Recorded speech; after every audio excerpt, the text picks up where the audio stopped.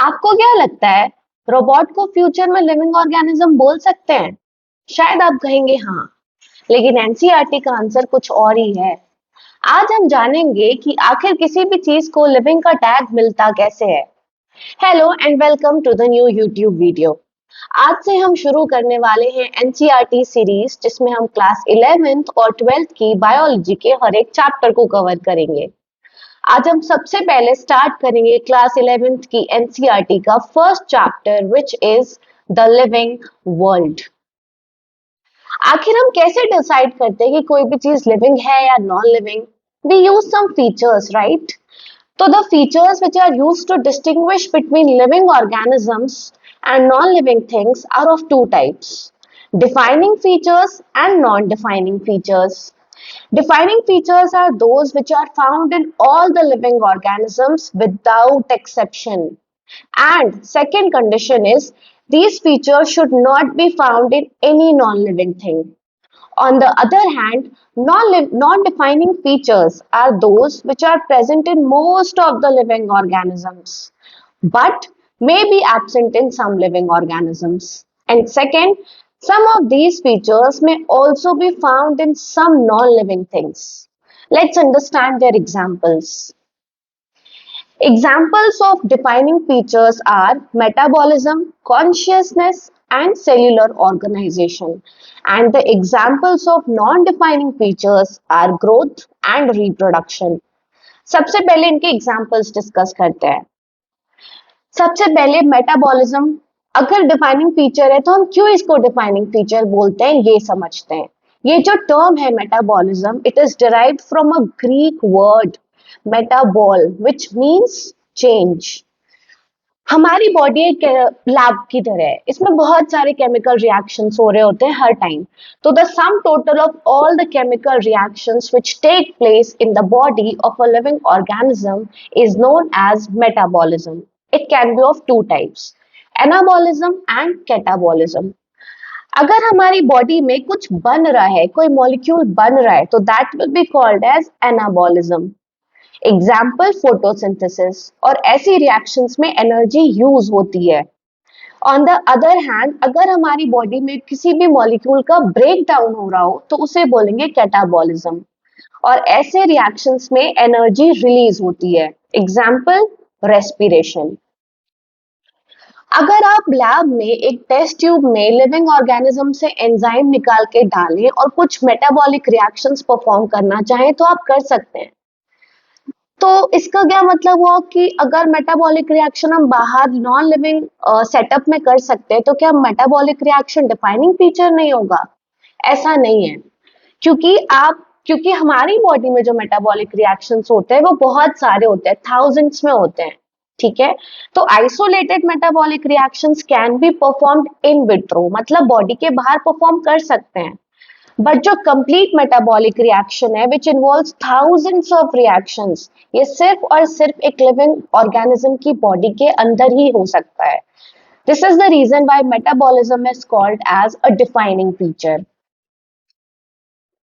Now let's move to the next defining feature which is consciousness. Consciousness का मतलब होता है ability of a living organism to respond to the surrounding. जैसे हमारे पास जब भी कोई स्टिम्युलस आता है तो हम रिस्पॉन्ड करते हैं। फॉर एग्जाम्पल, अगर कोई गर्म चाय की कप है और आपने उसको एक्सीडेंटली टच कर लिया तो you quickly withdraw your hand. इसमें क्या हो रहा है, आप ये क्यों कर पा रहे? Because you are conscious. आपको स्टिमुलस मिला हॉट कप एंड आपने रिस्पॉन्ड किया, अपने हाथ पीछे खींचा, तो that means you are a conscious being. Similarly एक डियर है, हिरन है, उसके पीछे कोई प्रिडेटर है, लायन है, कोई भी है, तो it tries to save its life, it tries to run as fast as it can, right? तो इसमें क्या हो रहा है, ये जो डियर है ये भी रिस्पॉन्ड कर रहा है, ये भी अपने स्टिमुलस की तरफ रिस्पॉन्ड कर रहा है, तो ये भी क्या है, कॉन्शियस है।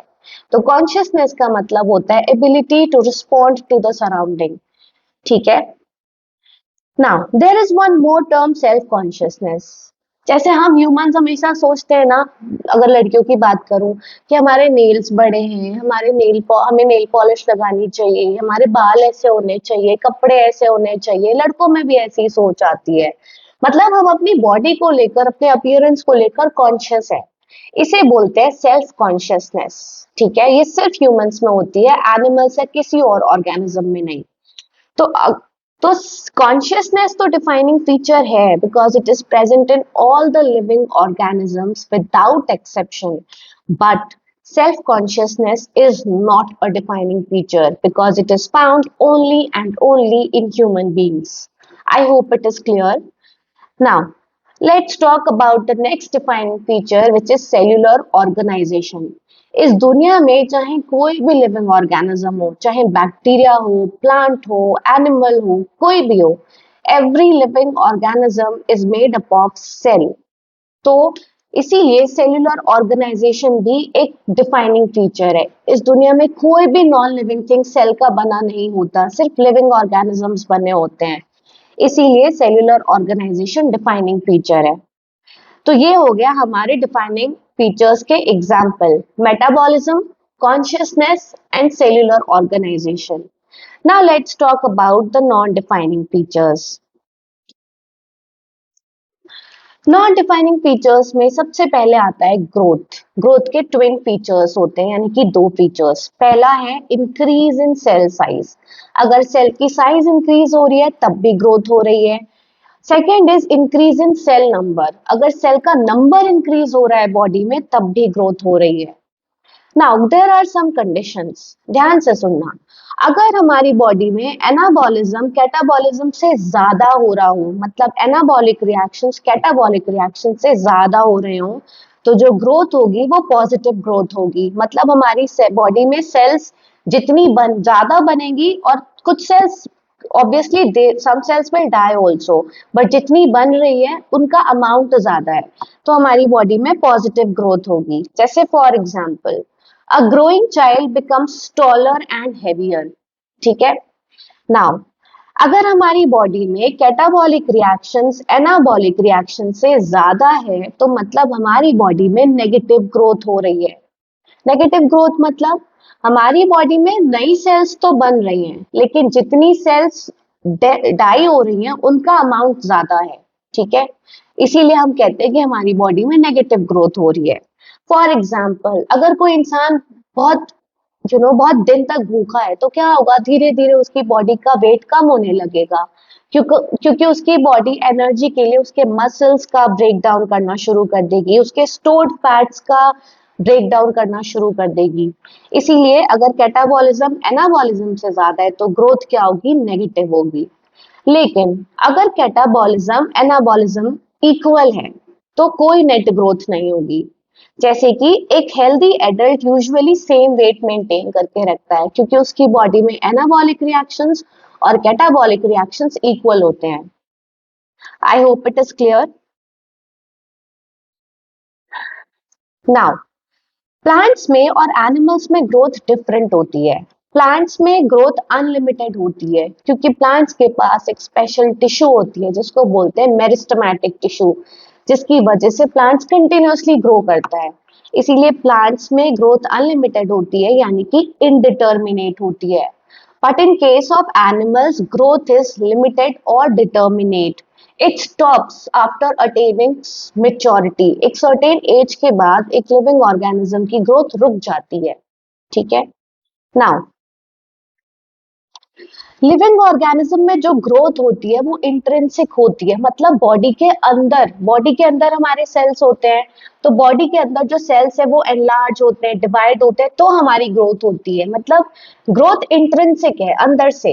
बट लिविंग ऑर्गेनिजम्स में भी ग्रोथ होती है। जैसे कोई माउंटेन है, माउंटेन में जब ऊपर से सैंड गिरती है तो उसकी साइज इंक्रीज होती है, राइट। ऐसी ग्रोथ को बोलते हैं एक्सट्रिंसिक ग्रोथ, जो बाहर की तरफ से हो रही है। जैसे आपने रेगिस्तान में वो देखे होंगे सैंड ड्यून्स, जब बहुत सारे सैंड गिरते हैं तो सैंड ड्यून्स की साइज इंक्रीज होती है। तो इसमें क्या हो रहा है, सैंड ऊपर से आ रही है, तो ये एक्सट्रिंसिक ग्रोथ हो गई। तो लिविंग ऑर्गेनिजम्स में जो ग्रोथ होती है उसको इंट्रिंसिक ग्रोथ बोलते हैं, बट जो नॉन लिविंग थिंग्स में ग्रोथ होती है उसे बोलते हैं एक्सट्रिंसिक ग्रोथ। ओके, तो इसीलिए intrinsic growth is a defining feature Intrinsic growth is a defining feature, but overall growth is a non-defining feature.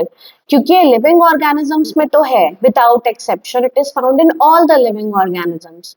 But growth is also shown by non-living things. इसीलिए हम इसको non-defining feature बोलते हैं. The next non-defining feature is reproduction. Reproduction is a process of producing offsprings of the same species. ठीक है, it can be of two types, asexual and sexual. Asexual reproduction uniparental होता है, it involves only one parent. But sexual reproduction is biparental, it involves two parents. Asexual reproduction में gamete formation नहीं होती, but sexual reproduction में gamete formation होती है और fertilisation भी होती है. आपकी एनसीईआरटी में एसेक्सुअल रिप्रोडक्शन में कुछ एग्जांपल्स दिए हैं जहां से नीट में क्वेश्चंस बहुत आते हैं. तो लेट्स डिस्कस दीज एग्जांपल्स. कुछ लोअर ऑर्गेनिजम्स होते हैं जैसे एल्गी और फंजाई. ठीक है, इनमें कुछ स्पोर्स बनते हैं, कुछ स्ट्रक्चर्स बनते हैं जिसकी हेल्प से एसेक्सुअली रिप्रोड्यूस करते हैं. इन स्ट्रक्चर्स को बोलते हैं स्पोर्स. अलग अलग टाइप के स्पोर्स होते हैं. जैसे एल्गी में बनता है जूस्पोर, ठीक है, और फंजाई में बनता है conidia. Second type of asexual reproduction is binary fission. ये यूनिसेल्युलर ऑर्गेनिजम्स में होता है. इसमें एक सेल एक यूनिसेल्युलर ऑर्गेनिज्म डिवाइड करके दो यूनिसेल्युलर ऑर्गेनिजम्स बना लेती है. जैसे कि ये amoeba. Amoeba is an example जिसमें बाइनरी फिजन होता है. Leishmania is an example. ठीक है, तो ये सारे यूनिसेल्युलर ऑर्गेनिजम्स में होते हैं. Next is fragmentation. Fragmentation filamentous organisms में होता है. फिलामेंटस ऑर्गेनिजम्स मतलब ऐसे ऑर्गेनिजम्स जिनकी बॉडी थ्रेड लाइक होती है, धागे जैसी. For example spirogyra. स्पाइरोगायरा एक ग्रीन एल्गा है जिसमें फ्रैगमेंटेशन से रिप्रोडक्शन होता है. Similarly another example is protonema of mosses. जब हम प्लांट किंगडम पढ़ेंगे तब आप पढ़ेंगे कि मॉसेस ब्रायोफाइट मतलब एक प्लांट की कैटेगरी है. It's a type of plant. अभी के लिए आप इतना समझ लो. और मॉसेस की लाइफ साइकिल में एक स्टेज आती है जिसको बोलते हैं प्रोटोनीमा. तो प्रोटोनीमा ऑफ मॉसेस में फ्रैगमेंटेशन होता है. This is the second example. And the last type of asexual reproduction is regeneration. Regeneration planaria में होता है. Planaria is a platyhelminthes. It is a flatworm. Now, आप सोच रहे होंगे कि रिप्रोडक्शन तो सारे लिविंग ऑर्गेनिजम्स में होता है, नॉन लिविंग में होता नहीं है, तो फिर इसको नॉन डिफाइनिंग फीचर में क्यों रखा? इसका रीजन ये है कि रिप्रोडक्शन सारे लिविंग ऑर्गेनिजम्स में होता है, बट कुछ ऐसे लिविंग ऑर्गेनिजम्स भी हैं जिसमें ये नहीं होता. जैसे कुछ स्टेराइल कपल्स होते हैं, ह्यूमन कपल्स जिसमें रिप्रोडक्शन नहीं होता, म्यूल्स में नहीं होता. तो ऐसे बहुत सारे लिविंग ऑर्गेनिजम्स हैं जिसमें रिप्रोडक्शन नहीं होता है. ठीक है. Now another point that you have to keep in your mind is unicellular organism में ग्रोथ और रिप्रोडक्शन म्यूचुअली इंक्लूसिव है. मतलब ग्रोथ और रिप्रोडक्शन एक साथ होती है. यूनिसेल्युलर ऑर्गेनिज्म में जब सेल की साइज ग्रो होती है तो वो साथ ही साथ डिवाइड करके दो सेल्स बना लेती है. ठीक है, तो इसीलिए हम कहते हैं कि यूनिसेल्युलर ऑर्गेनिजम्स में ग्रोथ और रिप्रोडक्शन इंक्लूसिव है. But in case of multicellular organisms growth and reproduction are mutually exclusive. अलग अलग प्रोसेस है. ग्रोथ एक अलग प्रोसेस है और रिप्रोडक्शन एक अलग प्रोसेस है. Now here you have to pay attention on this line. Reproduction is not a defining feature because it is absent in some living organisms. Example, mules, worker honeybees and infertile couples. Now, हमें इस दुनिया में कितने सारे variety of living organisms दिखते हैं, right? पानी में तैरती हुई मछलियां, आसमान में उड़ती हुई बर्ड्स, इतने सारे एनिमल्स, प्लांट्स, छोटे छोटे हर्ब्स, श्रब्स, बड़े बड़े ट्रीज. मतलब कितनी वेराइटी ऑफ लिविंग ऑर्गेनिजम्स है हमारे अर्थ पे. This variety of living organism present on earth is called as biodiversity. About 1.7 to 1.8 million, मतलब लगभग 17 से 18 lakh of living organisms have been discovered till now. और इनमें से 1.25 मिलियंस एनिमल्स हैं और 0.5 मिलियंस प्लांट्स। और एनिमल्स में भी जो सबसे ज्यादा अमाउंट में प्रेजेंट है वो है इंसेक्ट्स, और प्लांट्स में जो सबसे ज्यादा अमाउंट में प्रेजेंट है वो है एंजियोस्पर्म्स। नाउ इस दुनिया में ये जो इतने सारे मिलियंस ऑफ स्पीशीज हैं ऑर्गेनिजम्स की, इनकी स्टडी करना कितना जरूरी है, राइट? तो इनकी स्टडी करने के लिए जो ब्रांच ऑफ बायोलॉजी हमारी हेल्प करती है उसे बोलते हैं taxonomy and systematics. These are branches of biology that help in the scientific study and classification of living organisms. Now, पहले हम इन दोनों टर्म्स के बीच में डिफरेंस समझते हैं। टैक्सोनॉमी मतलब, सबसे पहले तो ये जो टर्म है taxonomy, it is derived from two Greek words, taxis which means arrangement and norms which means rules, ठीक है? And systematics, the word systematics is derived from a Latin word systema which means systematic arrangement of living organisms, ठीक है? ये जो term है taxonomy ये दिया था एपीडी कैंडोले ने, and the term systematics was given by Carolus Linnaeus. Father of taxonomy हम कहते हैं कैरोलस लीनियस को। नाउ टैक्सोनॉमी में कुछ स्टेप्स हैं। First characterization, second identification, third nomenclature and fourth classification. और सिस्टमैटिक्स में क्या होता है, ये चारों स्टेप्स तो होते हैं, मतलब characterization, identification, nomenclature, classification, but इनके साथ साथ हम एक और स्टेप ऐड कर देते हैं, फाइलोजेनी। फाइलोजेनी मतलब study of evolutionary relationship basically, right? तो इसको बोलते हैं सिस्टमैटिक्स। तो क्या हम सिस्टमैटिक्स को ऐसे भी लिख सकते हैं, systematics is equal to taxonomy plus phylogeny.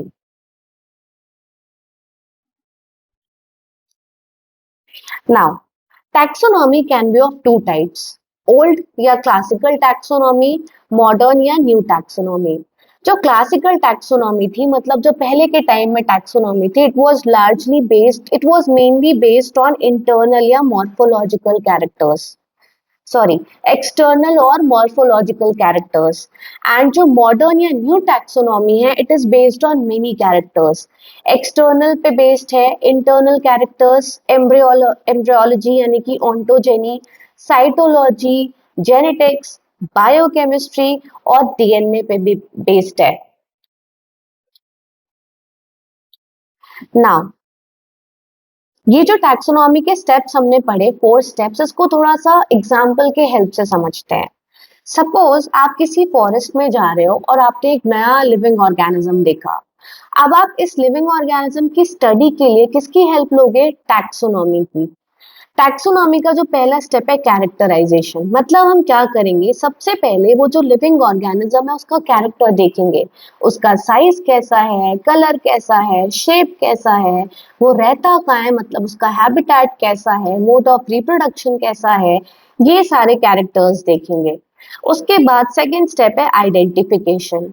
हम उसके कैरेक्टरिस्टिक्स को उन ऑर्गेनिजम्स के कैरेक्टर्स के साथ कंपेयर करेंगे जो ऑलरेडी नोन है। फिर है नॉमेनक्लेचर, ठीक है? नॉमेनक्लेचर में वो जो लिविंग ऑर्गेनिज्म हमने डिस्कवर किया है, हम उसको एक साइंटिफिक नेम देंगे। And the last step is classification. उसकी नेमिंग करने के बाद हम उसे करेक्ट टैक्सोनॉमिक ग्रुप में प्लेस करेंगे based on it's characters.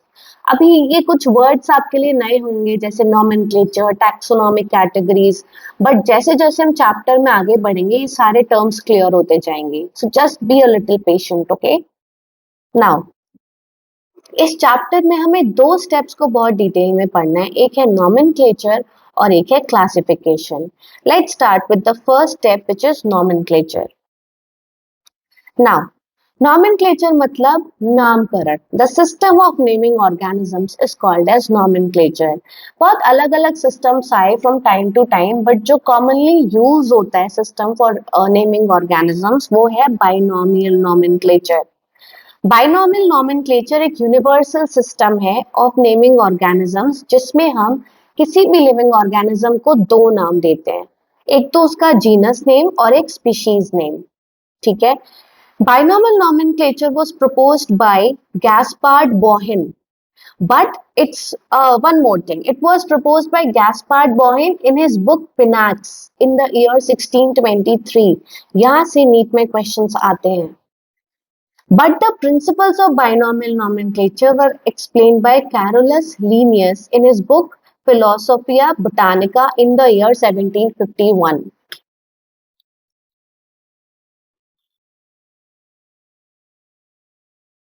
Now, Linnaeus ने हमें ये तो बताया कि हम किन प्रिंसिपल्स के बेसिस पे लिविंग ऑर्गेनिजम्स को नेम करेंगे। बट सपोज ऐसा होता कि उस टाइम के साइंटिस्ट इस बात को एक्सेप्ट ही नहीं करते, वो अपना अलग अलग मेथड ले आते कि नहीं मैं ऐसे नेम करूंगा, मैं ऐसे नेमिंग करूंगा, तो प्रॉब्लम या कंफ्यूजन क्रिएट हो सकती थी। इसीलिए जो इंटरनेशनल ऑर्गेनाइजेशन थी उसने क्या किया, एक कॉमन सेट ऑफ रूल दे दिया फॉर नॉमेनक्लेचर, जिसको बोलते हैं कोड्स ऑफ नॉमेनक्लेचर। और हर एक साइंटिस्ट को जरूरी है ये कोड फॉलो करना for naming any living organism. तो total there are 5 different codes. कौन कौन से हैं? ICBN मतलब international code for botanical nomenclature, जिसको हम प्लांट्स को नेम करने में यूज करते हैं। सेकेंड है ICNCP, International Code of Nomenclature of Cultivated Plants, which is used for naming cultivated plants. Second है ICZN, International Code of Zoological Nomenclature.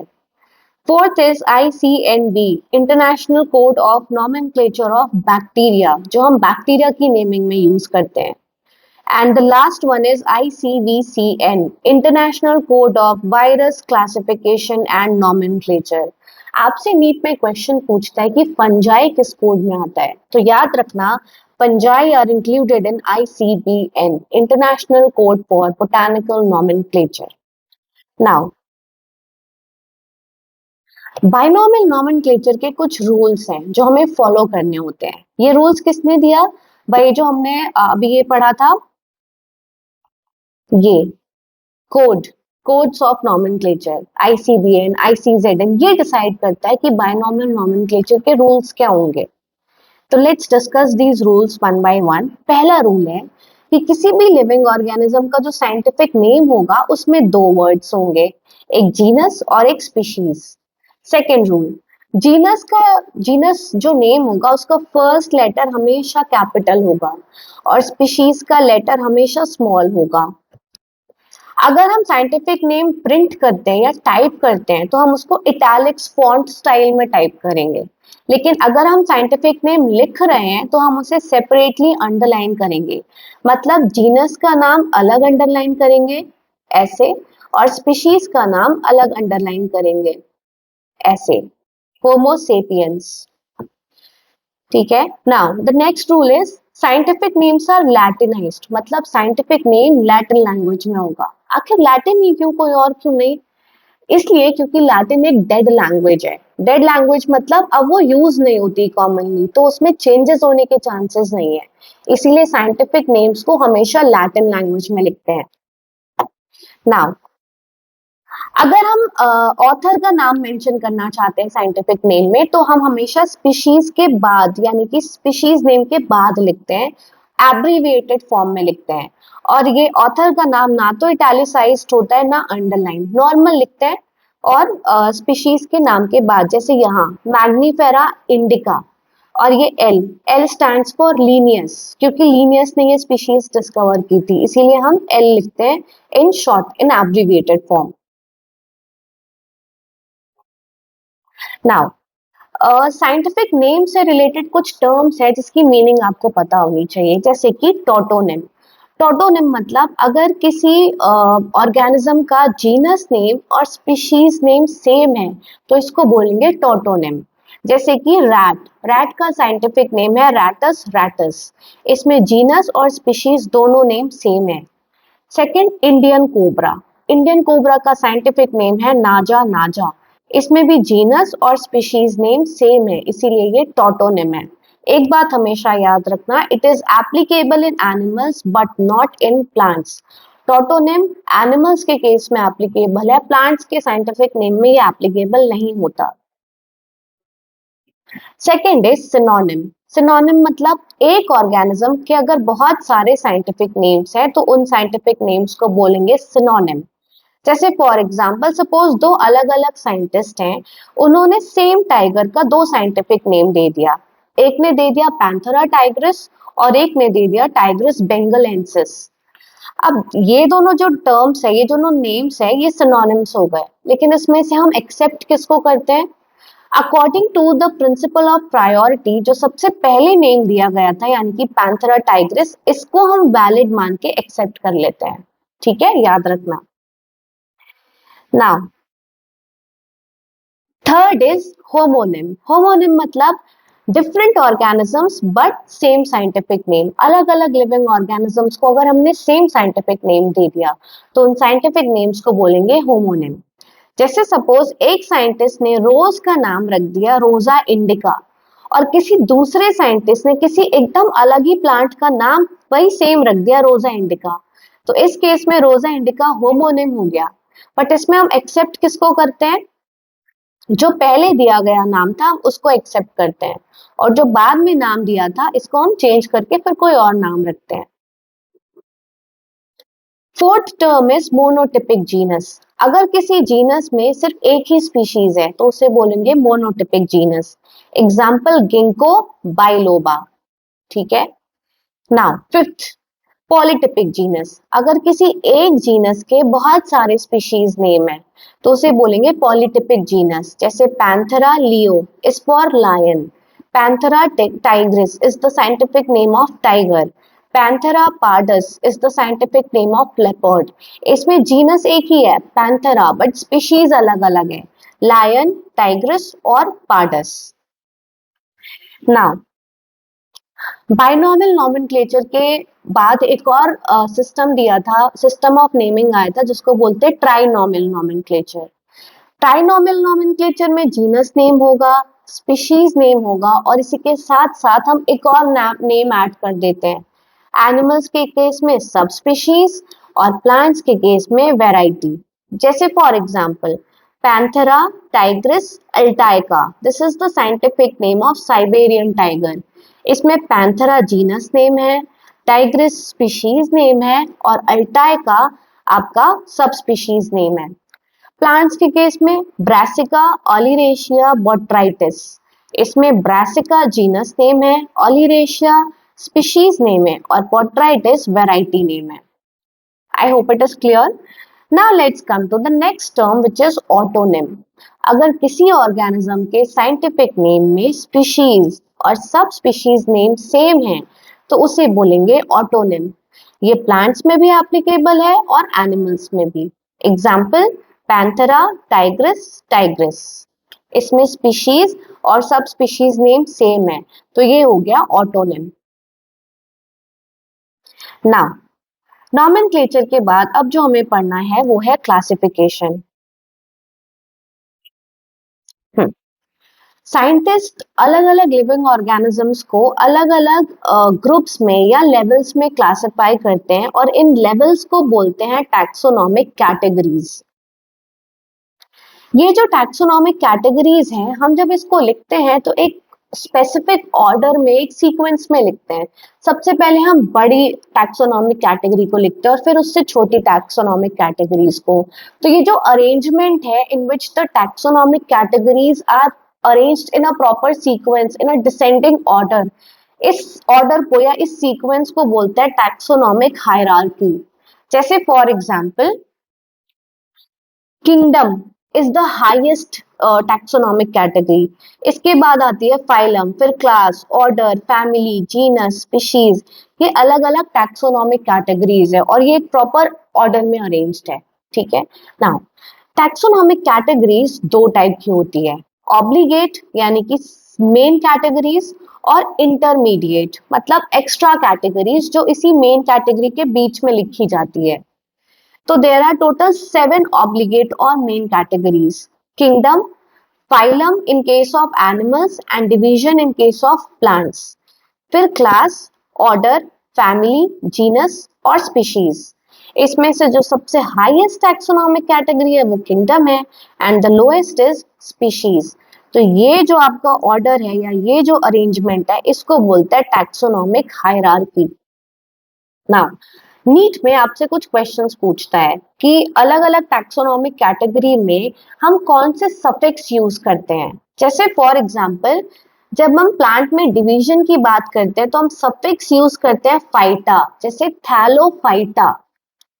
Class में जब हम किसी प्लांट का क्लास का नेम यूज करते हैं तो हम सफिक्स यूज करते हैं ए ई या ऑप्सिडा, जैसे डाइकोटिलिडोनी, मोनोकोटिलिडोनी, ब्रायोप्सिडा, टेरोप्सिडा। तो ये इसका क्या हो गया, क्लास का नेम हो गया। Second third sorry next is order. Order में हम जो सफिक्स यूज करते हैं वो है एल्स, जैसे पॉलीमोनियल्स, सैपिनडेल्स। तो ये क्या हो गया, ये उसके ऑर्डर का नेम हो गया। Next is family. फैमिली में जो हम सफिक्स यूज करते हैं वो है ए शी, जैसे सोलनेशी, मालवेशी, फैबेशी, लिलिएशी। तो ये जो एशी है ये हम तब यूज करते हैं जब हम किसी प्लांट की फैमिली की बात कर रहे होते हैं। ठीक है, तो ये सफिक्स याद रखना, ये इंपॉर्टेंट है। नाउ कुछ इंटरमीडिएट कैटेगरीज भी होती है, एक्स्ट्रा कैटेगरीज, जो हम इन्हीं ऑब्लिगेट कैटेगरीज के बीच में लिखते हैं। जैसे कि डोमेन। डोमेन किंगडम के भी ऊपर एक कैटेगरी आती है। फिर सब फाइलम, जो हम फाइलम के नीचे लिखते हैं। ऐसे ही बहुत सारी कैटेगरीज हैं, बट आपको याद रखना है ये tribe. Tribe is an intermediate category which is written between subfamily and genus. ये याद रखना आप। Now let's understand the difference between taxon and taxonomic category. Taxon मतलब ग्रुप ऑफ ऑर्गेनिजम्स। जैसे इस दुनिया में बहुत अलग अलग वैरायटी के डॉग हैं, पग है, लैब्राडोर है, बहुत सारे हैं, बट ये सारे डॉग हैं तो एक ही ग्रुप ऑफ ऑर्गेनिज्म, तो इनको बोलेंगे taxon. Similarly cat, cat is a taxon. ऐसे ही बहुत सारे जितने भी ऑर्गेनिजम्स है, जितने भी ग्रुप ऑफ ऑर्गेनिजम्स है, इसको बोलेंगे टैक्सॉन। और क्लासिफिकेशन के टाइम पे हम इन ग्रुप ऑफ ऑर्गेनिजम्स को जिस लेवल या जिस रैंक में प्लेस करते हैं उसको बोलते हैं टैक्सोनॉमिक कैटेगरी। जैसे किंगडम एक टैक्सोनॉमिक कैटेगरी है, लेकिन इसमें Monera, protista, fungi, Plantae, animalia, ये सारे जो आते हैं ये इसके टैक्सॉन हो गए। ठीक है, अभी बहुत सारे ऐसे टर्म्स हैं जो सुन के आपको समझ में नहीं आ रहा होगा, बट जब हम आगे चैप्टर्स पढ़ेंगे, बायोलॉजिकल क्लासिफिकेशन, प्लांट किंगडम, तो ये सारे टर्म्स बिल्कुल क्लियर हो जाएंगे। ना इसको थोड़ा सा और एक एग्जाम्पल की हेल्प से समझते हैं ताकि आपको कोई कंफ्यूजन ना रह जाए। एनसीईआरटी में कुछ एग्जाम्पल्स मेंशन्ड है। पोटैटो, ब्रिंजल, मकोई, ये सारी एक अलग अलग स्पीशीज है, species of plants, right. But in species में कुछ सिमिलैरिटीज हैं जिसकी वजह से इसको एक ही जीनस में प्लेस किया गया है, सोलैनम। ठीक है, नाउ सोलैनम, पिट्यूनिया, दतुरा, ये अलग अलग जीनस है, but since they have few similarities so they are placed in the common family Solanaceae. Now Solanaceae और कॉन्वल्वुलेसी अलग अलग फैमिलीज हैं, बट इनमें कुछ सिमिलैरिटीज है जिसकी वजह से इन्हें सेम ऑर्डर में प्लेस किया गया है, पॉलीमोनियल्स। नाउ पॉलीमोनियल्स और सैपिनडेल्स में कुछ सिमिलैरिटीज है जिसकी वजह से इन्हें सेम क्लास में प्लेस किया गया है, डाइकोटिलिडोनी। डाइकोटिलिडोनी और मोनोकोटिलिडोनी अलग अलग क्लासेस हैं, बट इनमें कुछ सिमिलैरिटीज है, इसीलिए इनको एक दूसरी कैटेगरी में प्लेस किया गया है, एक हायर कैटेगरी में, जिसको बोलते हैं division angiospermae. Now angiospermae, gymnospermae, thallophyta, ये अलग अलग डिवीजन है प्लांट्स के, बट इनमें भी कुछ सिमिलैरिटीज है जिसकी वजह से इन्हें कॉमन हायर टैक्सोनॉमिक कैटेगरी में प्लेस किया गया है, किंगडम प्लांटी। आई होप ये डिफरेंस अब क्लियर है। Now there is a very important point. जब हम टैक्सोनॉमिक हायरार्की में किंगडम से स्पीशीज की तरफ मूव करते हैं तो common characteristics between the organisms increases, और जब हम स्पीशीज से किंगडम की तरफ मूव करते हैं तो कॉमन कैरेक्टरिस्टिक्स डिक्रीज होते हैं। नाउ किसी भी लिविंग ऑर्गेनिज्म की आइडेंटिफिकेशन, क्लासिफिकेशन और स्टडी के लिए हम कुछ टूल्स यूज करते हैं। इन टूल्स को बोलते हैं टैक्सोनॉमिकल एड्स। वैसे तो अब जो हमारी नई एनसीईआरटी है उसमें ये टॉपिक हट चुका है, बट क्योंकि नीट से यहाँ से कुछ क्वेश्चंस आते हैं तो इसको पढ़ना जरूरी है। तो सबसे पहला टैक्सोनॉमिकल एड है हर्बेरियम। हर्बेरियम में हम क्या करते हैं, एक शीट होती है हर्बेरियम शीट, उसमें हम प्लांट्स को कलेक्ट करते हैं, ड्राई करते हैं, प्रेस करते हैं और उस पर पेस्ट कर देते हैं और उस प्लांट्स के कुछ कुछ क्लासिफिकेशन लिख देते हैं, जैसे उसका साइंटिफिक नेम, उसकी क्लासिफिकेशन, मतलब वो किस किंगडम को बिलोंग करता है, किस डिवीजन को बिलोंग करता है, ये सारी डिटेल्स लिखते हैं। तो herbarium is a collection of dried, pressed and preserved plant specimens mounted on herbarium sheets with labels. Second taxonomical aid is botanical garden. ये बेसिकली एक ऐसा गार्डन है जिसमें हम वैरायटी ऑफ प्लांट्स को, ट्रीज को ग्रो करते हैं ताकि हम उसकी प्रॉपर स्टडी कर पाए। तो collection of living plants is known as botanical garden. कुछ एग्जांपल्स याद रखना, जैसे largest botanical garden in the world is Kew botanical garden which is in England. Second, Indian botanical garden which is in Howrah, Kolkata. And third is national botanical research institute, NBRI, it is in Lucknow.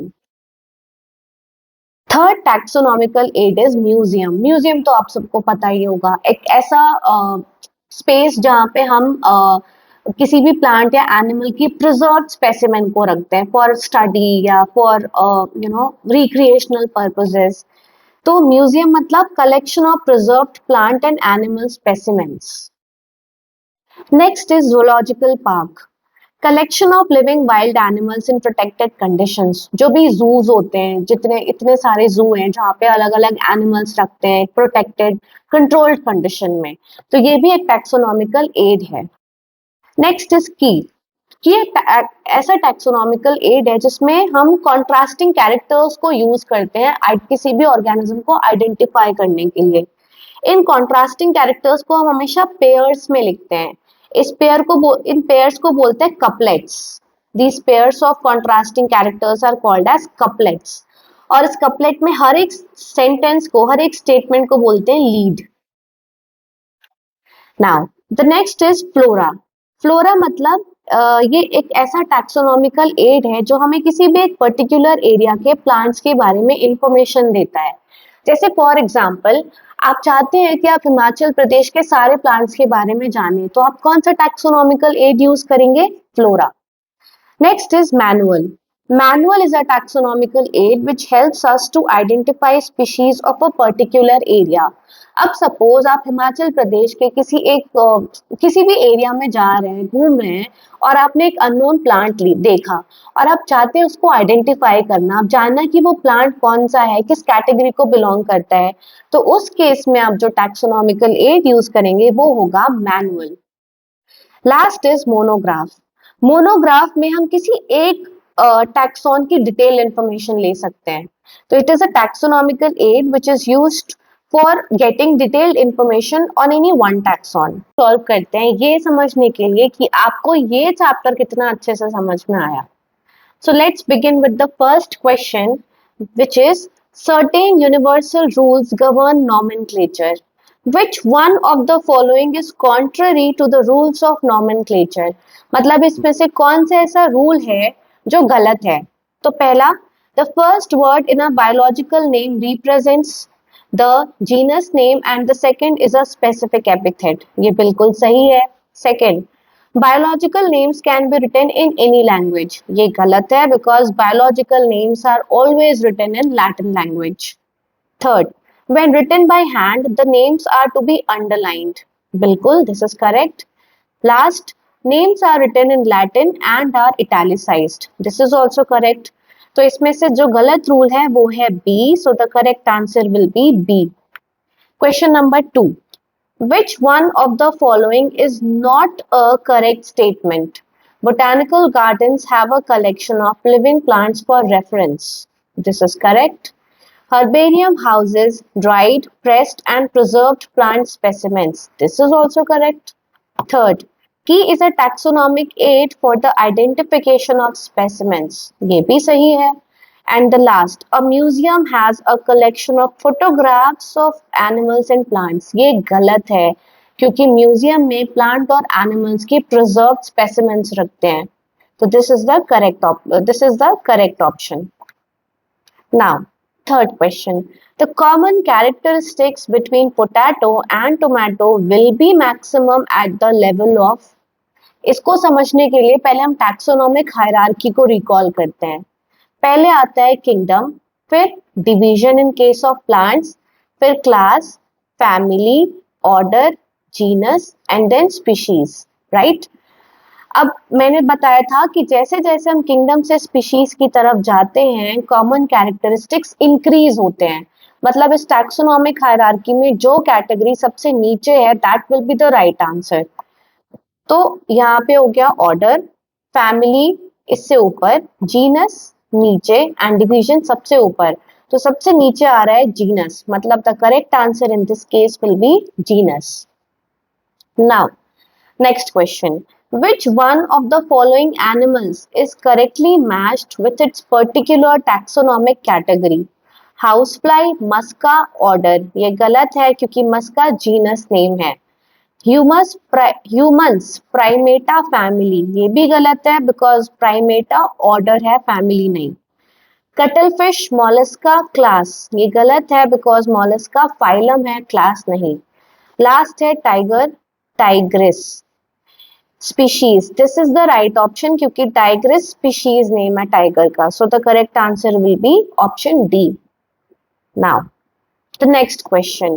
Which one of the following aspects is an exclusive characteristic of living things? मतलब इन सब में से ऐसा कौन सा character है जो सिर्फ और सिर्फ लिविंग ऑर्गेनिजम्स में देखने को मिलता है without exception? First, increase in mass by the accumulation of material both on the surface and internally. ये गलत है क्योंकि ये नॉन लिविंग थिंग्स में भी होता है. Perception of events happening in the environment and their memory. ये consciousness की बात कर रहा है. तो the correct answer will be B. Increase in mass from inside only. वैसे तो ये भी सिर्फ लिविंग ऑर्गेनिजम्स में होता है, बट ऐसे लिविंग ऑर्गेनिजम्स जिसमें कैटाबॉलिज्म और एनाबॉलिज्म सेम है तो उनका मास तो इंक्रीज होगा नहीं, it will remain almost same. तो इसका मतलब ये सही आंसर नहीं होगा. ठीक है, इसमें कुछ एक्सेप्शंस हो सकते हैं. तो the correct option will be B. Isolated metabolic reactions occur in vitro. ये भी गलत ऑप्शन है. Now question number 6. Species are considered as real units of classification devised by taxonomists. ये गलत है, अभी मैं बताऊंगी क्यों गलत है. फिर artificial concept of the human mind which cannot be defined in absolute terms. ये भी गलत है. Real basic units of classification. This is the correct option. क्यों? अब देखो, इसको एक एग्जाम्पल से समझते हैं. सपोज 3 स्टूडेंट्स है, रोहन, सोहन, मोहन. सपोज ये 3 स्टूडेंट्स है. अब जब ये स्कूल में एडमिशन लेते हैं तो इनको सेम सेक्शन में, सेम हाउस में, सपोज रेड हाउस में प्लेस कर दिया. तो स्कूल ने अपने कन्वीनियंस के लिए इन्हें प्रॉपर कैटेगरीज में डिवाइड कर दिया. बट अगर ये कैटेगरीज हटा दी जाए तब भी रोहन, सोहन और मोहन तो रहेंगे, राइट. तो मतलब ये उस टैक्सोनॉमिक कैटेगरी पे डिपेंड नहीं करते. सिमिलरली जैसे डॉग है, कैट है, ये स्पीशीज है, ये नेचुरली है, इसे हमने नहीं बनाया. बट फाइलम, जीनस, ये सारी जो कैटेगरीज है ये हमने अपने कन्वीनियंस के लिए, अपने पढ़ने के लिए बनाया है. तो इसीलिए जो स्पीशीज है it is not devised by taxonomist, ये नेचुरली प्रेजेंट है. ठीक है, तो ये real basic unit of classification है. This is the correct option. Question number 7. Biosystematics aims at the classification of organisms based on their evolutionary history and establishing their phylogeny on the totality of various parameters from all fields of studies. This is the correct option क्योंकि हमने पढ़ा था systematics मतलब taxonomy plus phylogeny. और भी options देख लेते हैं. The classification of organisms based on broad morphological characters. Systematics is not just based on the morphological characters, ये फाइलोजेनी पे भी डिपेंडेंट होता है. Option C, so this is wrong. Identification and arrangement of organisms based on their cytological characteristics. It is not just based on the cytological characteristics, ये और भी characters पे based होता है. Delimiting various taxa of organisms and establishing their relationships. This is also the correct. This is also the wrong option. तो correct क्या हो गया? Option A. Now, question number 8. The label of a herbarium sheet does not carry information on. मैंने अभी आपको बताया था जो herbarium sheet होती है हम उसमें plant से related कुछ information लिखते हैं. क्या क्या लिखते हैं? Name of the collector mention करते हैं, प्लांट का लोकल नेम मेंशन करते हैं और डेट ऑफ कलेक्शन. क्या नहीं मेंशन करते हैं? Height of the plant mention नहीं करते. So the correct option will be option A. Question number 9. Which one of the following is not a defining property of living organisms? Growth, reproduction, metabolism, consciousness. इसमें से metabolism और consciousness defining feature है. और इसमें दो सही answer, दो option सही है, एक तो ग्रोथ और एक रिप्रोडक्शन. ये दोनों नॉन डिफाइनिंग फीचर्स हैं. ऐसे क्वेश्चंस में यूजुअली बच्चों को एडिशनल एक्स्ट्रा मार्क्स मिलते हैं क्योंकि ऐसे क्वेश्चंस थोड़े से कंफ्यूजिंग होते हैं जिसमें दो आंसर सही हैं, तो इसमें बच्चों को यूजुअली एक्स्ट्रा मार्क्स दे दिए जाते हैं. Question number 10. The scientific name of the mango is correctly written as.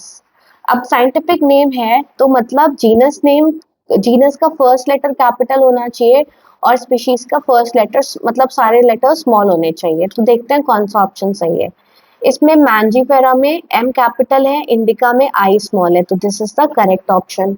गलत, बाकी गलत क्यों है? इसमें जीनस कैपिटल होना चाहिए बट यहाँ स्मॉल है, तो ये गलत हो गया. इसमें दोनों कैपिटल है, गलत हो गया. इसमें सारे कैपिटल हैं तो ये गलत हो गया. तो the correct option will be option A. Now the next question is which taxonomic aid is a store house of preserved plant and animal specimens. Herbarium नहीं, हर्बेरियम में सिर्फ प्रिजर्व प्लांट स्पेसिमेंस होती हैं. बोटानिकल गार्डन नहीं, इसमें living plants होती है. Zoological parks, इसमें सिर्फ लिविंग वाइल्ड एनिमल्स होते हैं. तो करेक्ट ऑप्शन होगा C. Option C is the correct answer. Next question. Which taxonomic category contains closely related genera? अब याद करो taxonomic hierarchy, जीनस से पहले आता है फैमिली, मतलब family is a taxonomic category जिसमें क्लोजली रिलेटेड जीनस आते हैं. So the correct answer will be family. Now identify the correct sequence of taxonomic categories ascending order, मतलब हमें छोटे से बड़े की तरफ जाना है. इसमें ये सीक्वेंस सही है, kingdom, phylum, class, order, family, genus, species, but ये आंसर गलत है क्योंकि ये डिसेंडिंग ऑर्डर में अरेंज्ड है. हमें असेंडिंग ऑर्डर में बताना है. तो species, genus, family, order, class, phylum, kingdom, this is the correct answer. Question number 14. In animals, the correct ascending hierarchy of taxonomic categories is. ये भी पहले क्वेश्चन की तरह ही है. इसमें species, genus, family, order, class, phylum, kingdom, this is the correct option. ये correct क्यों नहीं है? क्योंकि जीनस स्पीशीज से पहले नहीं आता. इसमें भी सीक्वेंस गलत है, इसमें भी सीक्वेंस गलत है, इसीलिए ये तीनों ऑप्शंस गलत है. Correct is option A. Now question number 15. Genus represents group of closely related families. No. Group of closely related species. Yes. So the correct option will be B. Who proposed binomial nomenclature? Aristotle, Carolus Linnaeus, Whittaker, Darwin. वैसे तो कैस्पर्ड buoyant ने दिया था, but since वो option में नहीं है, so we'll go with option B. Carolus Linnaeus.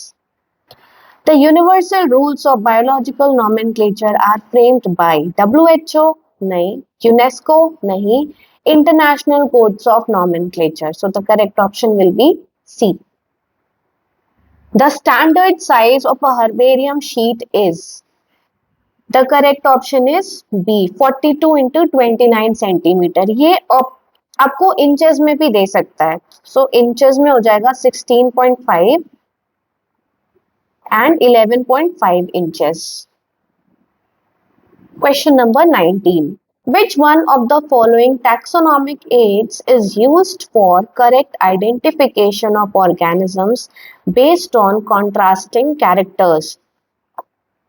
तो इसमें correct option will be keys. Now, last question. Zoological parks play an important role in wildlife conservation. बिल्कुल सही. Animals are kept under conditions similar to their natural habitat for public awareness, education and research. ये भी सही है. Now, let's see the options. Both A and R are true and R is the correct explanation of A. This is the correct option. Now, आपको कुछ books के नाम याद रखने जैसे नीट में क्वेश्चन आता है, जैसे गैस्पर्ड बोहेन ने एक बुक लिखी थी जिसका नाम था पिनैक्स, याद रखना. कैरोलस लीनियस ने कुछ बुक्स लिखी थी जैसे कि Systema नेचुरी, species plantarum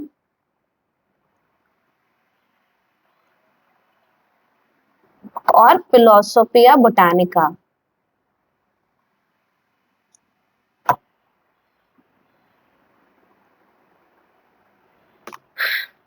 I hope आपको ये चैप्टर अच्छे से समझ में आया होगा और मुझे पूरी उम्मीद है कि अब इस चैप्टर से आपका कोई भी क्वेश्चन किसी भी एग्जाम में गलत नहीं होगा.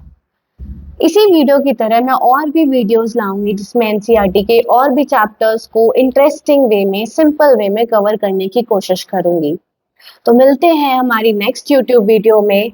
अगर आपने चैनल सब्सक्राइब नहीं किया है तो प्लीज चैनल को सब्सक्राइब करिए, वीडियोस को लाइक करिए और हमारे चैनल को जितना शेयर कर सकते हैं उतना शेयर करिए. Thank you.